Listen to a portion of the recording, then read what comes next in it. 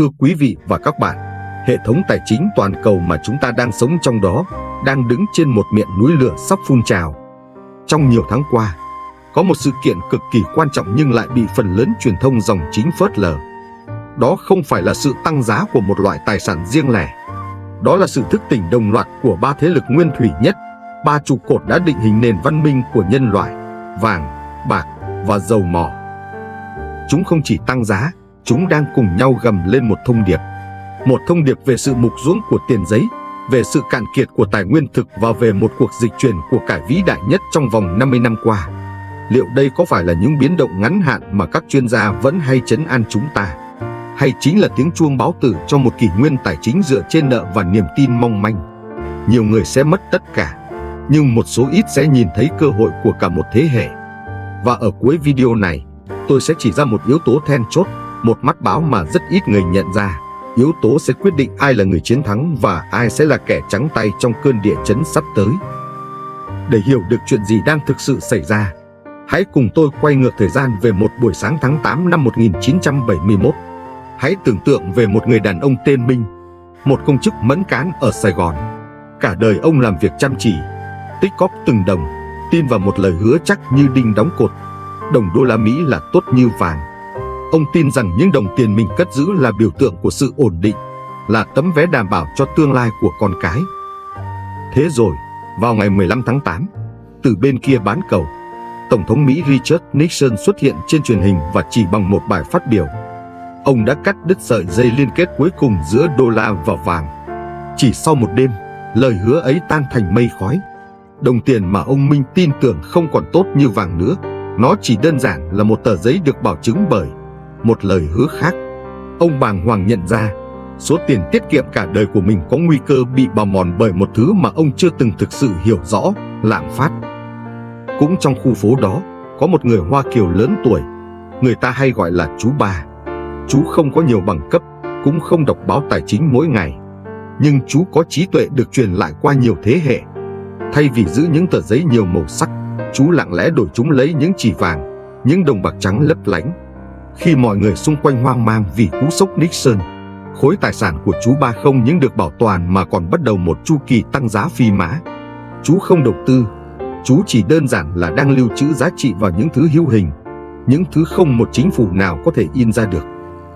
Nửa thế kỷ sau, thưa các bạn, câu chuyện của ông Minh và chú Ba đang lặp lại trên quy mô toàn cầu. Nhưng kịch bản lần này phức tạp và dữ dội hơn rất nhiều. Bởi vì bên cạnh vàng, nhân vật chính thầm lặng ngày ấy, giờ đây còn có sự tham gia của hai thế lực khổng lồ khác. Đó là bạc, người anh em bị lãng quên, và dầu mỏ, mạch máu của cả hành tinh. Cuộc chơi đã thay đổi hoàn toàn. Chúng ta hãy bắt đầu với trụ cột đầu tiên và cũng là trụ cột cổ xưa nhất, vàng. Đã bao giờ bạn tự hỏi tại sao vàng lại có giá trị chưa? Nó không trả cổ tức, không sinh lãi suất, bạn không thể ăn nó hay dùng nó để vận hành máy móc. Giá trị của vàng nằm ở chính những thứ nó không phải. Nó không phải là lời hứa của một chính trị gia. Nó không phải là một khoản nợ của bất kỳ ai. Và quan trọng nhất, không một ngân hàng trung ương nào có thể tạo ra nó bằng cách nhấn nút in. Vàng là phép thử cuối cùng của tiền tệ, là chiếc gương phản chiếu sự thật trần trụi về sức khỏe của những đồng tiền giấy mà chúng ta đang sử dụng. Khi bạn thấy giá vàng phá vỡ mọi kỷ lục, đừng vội nghĩ rằng thế giới bỗng dưng yêu vàng hơn. Không phải vậy. Đó là vì thế giới đang mất niềm tin vào những thứ được dùng để định giá vàng: đồng đô la, đồng euro, đồng yên và tất cả các loại tiền tệ fiat khác. Hãy nhìn vào hành động, đừng chỉ nghe lời nói. Trong khi các chuyên gia tài chính phương Tây ra sức thuyết phục bạn rằng vàng là di vật man dợ, thì các ngân hàng trung ương ở phía Đông, Trung Quốc, Nga, Ấn Độ, Thổ Nhĩ Kỳ lại đang âm thầm mua vào hàng trăm, hàng nghìn tấn vàng với tốc độ chưa từng có trong lịch sử. Tại sao vậy? Họ đang làm gì vậy? Họ đang xây dựng một con thuyền cứu sinh.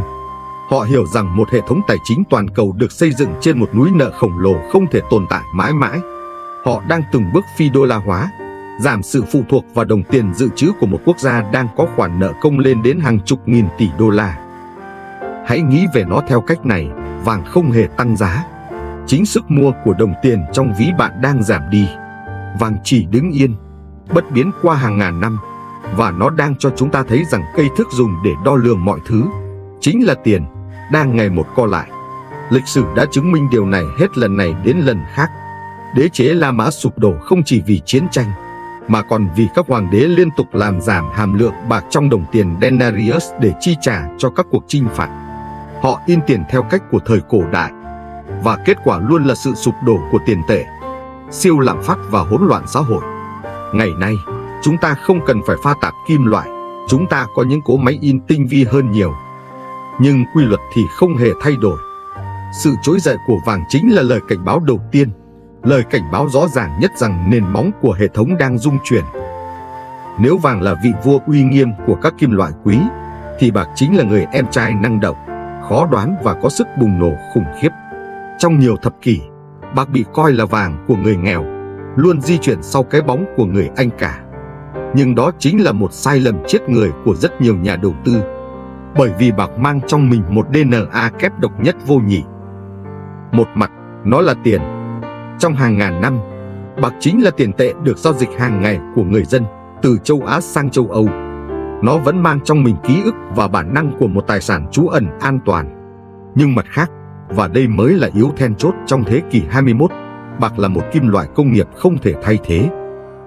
Bạn có biết rằng nếu không có bạc, sẽ không có cuộc cách mạng năng lượng xanh không?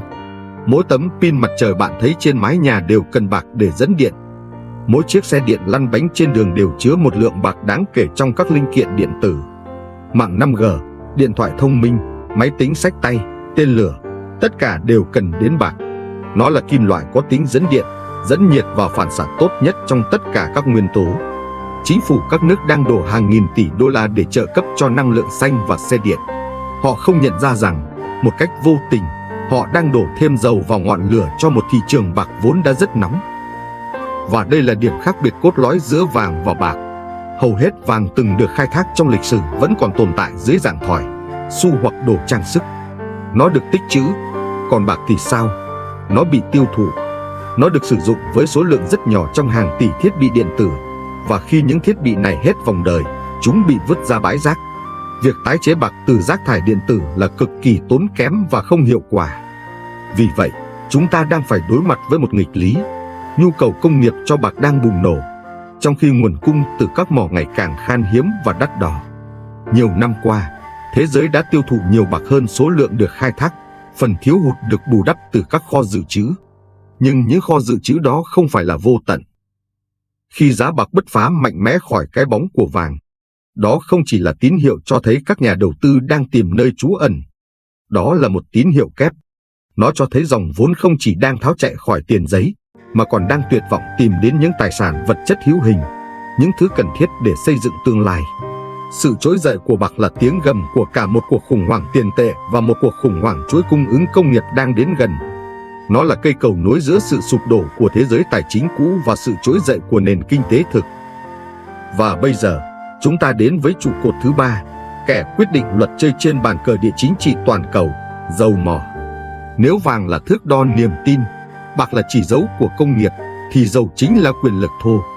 Bạn có thể in ra hàng nghìn tỷ đô la, nhưng bạn không thể in ra một thùng dầu. Bạn không thể vận hành xe tăng, máy bay chiến đấu hay tàu sân bay bằng Bitcoin. Toàn bộ nền văn minh hiện đại của chúng ta, từ nông nghiệp, vận tải cho đến sản xuất, đều được xây dựng trên nền tảng năng lượng rẻ và dồi dào, mà chủ yếu là dầu mỏ. Trong 50 năm qua, vị thế thống trị của đồng đô la Mỹ không chỉ đến từ sức mạnh kinh tế, mà còn đến từ một thỏa thuận thiên tài nhưng cũng đầy rủi ro, hệ thống petrodollar. Sau cú sốc Nixon năm 1971, Mỹ đã thỏa thuận với Ả Rập Xê Út và khối OPEC rằng dầu sẽ chỉ được định giá và giao dịch bằng đô la. Đổi lại, Mỹ sẽ bảo vệ an ninh cho các vương quốc dầu mỏ. Thỏa thuận này đã tạo ra một nhu cầu giả tạo nhưng khổng lồ cho đô la Mỹ. Mọi quốc gia, dù là bạn hay thù của Mỹ, đều buộc phải tích trữ đô la để mua năng lượng. Nhưng thưa các bạn, hệ thống đó đang rạn nứt nghiêm trọng. Sự trỗi dậy của khối BRICS, đặc biệt là Trung Quốc, đang thách thức trực tiếp trật tự này. Chúng ta đang chứng kiến những điều không thể tưởng tượng được. Cách đây một thập kỷ, Ả Rập Xê Út công khai thảo luận về việc bán dầu cho Trung Quốc bằng đồng nhân dân tệ. Nga và Iran đã hoàn toàn từ bỏ đô la trong các giao dịch năng lượng. Đây không chỉ là những giao dịch thương mại đơn thuần, đây là những phát súng đầu tiên trong cuộc chiến tranh tiền tệ nhằm lật đổ sự thống trị của petrodollar. Cùng lúc đó, hãy nhìn vào phía nguồn cung. Do áp lực từ phong trào ESG, môi trường, xã hội và quản trị, các tập đoàn năng lượng phương Tây đã cắt giảm hàng nghìn tỷ đô la đầu tư vào việc thăm dò và khai thác các mỏ dầu mới trong cả một thập kỷ. Chúng ta muốn có năng lượng xanh, nhưng thực tế là 80% năng lượng toàn cầu vẫn đến từ nhiên liệu hóa thạch. Chúng ta đang tự bóp nghẹt nguồn cung năng lượng sống còn của mình, trong khi nhu cầu từ các nước đang phát triển như Ấn Độ và Trung Quốc vẫn tăng lên mỗi ngày. Đây chính là mắt bão mà tôi đã nhắc đến ở đầu video. Sự sụp đổ dần dần của hệ thống petrodollar kết hợp với một cuộc khủng hoảng nguồn cung năng lượng do thiếu đầu tư sẽ tạo ra một cú sốc giá dầu kinh hoàng. Khi giá dầu tăng vọt, nó không chỉ là nỗi đau ở trạm xăng, nó là một loại thuế đánh vào tất cả mọi thứ. Chi phí vận chuyển tăng, chi phí sản xuất tăng, giá lương thực tăng. Nó là cỗ máy tạo ra lạm phát không thể kiểm soát, là đòn trừng phạt tàn khốc nhất vào một hệ thống tài chính vốn được xây dựng trên giả định rằng năng lượng sẽ luôn rẻ và lạm phát sẽ luôn trong tầm kiểm soát. Khi dầu lên tiếng, cả thế giới phải lắng nghe. Và lần này, tiếng nói của nó sẽ làm rung chuyển cả một trật tự thế giới. Vậy, chúng ta đã thấy gì qua cuộc hành trình này? Chúng ta đã thấy vàng, tiếng nói của sự mất niềm tin vào hệ thống tiền tệ. Chúng ta đã thấy bạc, tiếng gầm của cuộc cách mạng công nghiệp và sự cạn kiệt tài nguyên thực. Và chúng ta đã thấy dầu, nhịp đập quyền lực của địa chính trị, thứ năng lượng không thể tạo ra từ hư không. Sự trỗi dậy đồng loạt của chúng không phải là 3 sự kiện riêng lẻ, mà là 3 nốt nhạc trong cùng một bản giao hưởng, báo hiệu một sự thay đổi kiến tạo. Một cuộc dịch chuyển vĩ đại từ thế giới của những tài sản tài chính ảo, những con số trên màn hình, những lời hứa nợ nần, sang thế giới của những tài sản vật chất, những thứ bạn có thể cầm nắm, những thứ có giá trị nội tại. Kỷ nguyên của tiền rễ, của những ảo tưởng tăng trưởng dựa trên nợ vay, đang đi đến hồi kết. Đây không phải là lúc để hoảng loạn, mà là lúc để tỉnh táo. Lịch sử không lặp lại một cách chính xác, nhưng nó luôn có vần điệu. Chu kỳ tam trụ tài sản thực này không phải là dấu chấm hết cho thế giới, mà là một cuộc đại tái định giá. Trong tương lai sắp tới, thị trường sẽ không hỏi bạn có bao nhiêu tiền trong tài khoản, mà sẽ hỏi tài sản của bạn có thực hay không. Nó sẽ không hỏi bạn tin vào lời hứa nào, mà sẽ hỏi bạn đang nắm giữ thứ giá trị bất biến nào trong tay. Đầu tư trong giai đoạn chuyển giao lịch sử này không phải là tìm kiếm những cú lướt sóng nhanh chóng, mà là bảo vệ thành quả lao động của bạn và định vị cho một tương lai tài chính hoàn toàn mới. Tri thức chính là tấm khiên vững chắc nhất để bạn vượt qua cơn bão này. Hiểu được các quy luật vận hành của tiền tệ, của năng lượng, của tài sản thực, chính là la bàn để bạn không bị lạc lối. Nếu bạn muốn cùng tôi tiếp tục giải mã những chuyển động ngầm của nền kinh tế toàn cầu, muốn trang bị cho mình những kiến thức tài chính sắc bén nhất để không chỉ sống sót mà còn thịnh vượng, đừng quên nhấn nút đăng ký kênh Trí Tuệ Tài Chính và bật chuông thông báo. Bởi vì trong thế giới đầy biến động này, bỏ lỡ thông tin chính là chấp nhận rủi ro lớn nhất. Xin chào và hẹn gặp lại trong những video tiếp theo.